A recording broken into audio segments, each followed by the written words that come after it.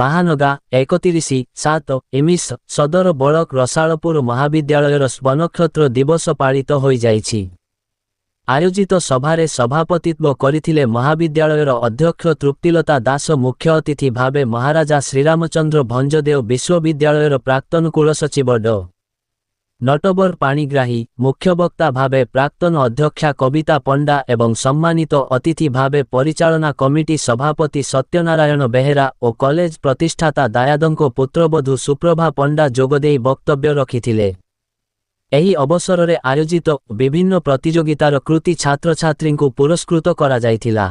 ସେହିପରି ପ୍ରାକ୍ତନ ଅଧ୍ୟକ୍ଷ ଦୟାନିଧି ମହାପାତ୍ର, ଡ. ଜୟନ୍ତ କୁମାର ଦବିବେଦୀ ଓ ସମାଜସେବୀ ସତ୍ୟନାରାୟଣ ମହାପାତ୍ରଙ୍କୁ ସମ୍ବର୍ଦ୍ଧିତ କରାଯାଇଥିଲା। ଅଧ୍ୟାପକ ଗିରୀଶ ଚନ୍ଦ୍ର ପଢ଼ିଆରୀ ଅତିଥି ପରିଚୟ ପ୍ରଦାନ ସହ ପ୍ରାରମ୍ଭିକ ସୂଚନା ପ୍ରଦାନ ଏବଂ ଅଧ୍ୟାପିକା ସଙ୍ଗୀତା ନନ୍ଦ ବିବରଣୀ ପାଠ କରିଥିଲେ। ଅଧ୍ୟାପକ ଅନୁଜ କୁମାର ପଣ୍ଡା, ରସାନନ୍ଦ ବାଗ, ସଞ୍ଜୟ କୁମାର ସାହୁ, ଅଜୟ କୁମାର ଦାସ ଏବଂ ସମସ୍ତ ଅଧ୍ୟାପକ, ଅଧ୍ୟାପିକା ଓ କର୍ମଚାରୀ କାର୍ଯ୍ୟକ୍ରମ ପରିଚାଳନା କରିଥିଲେ।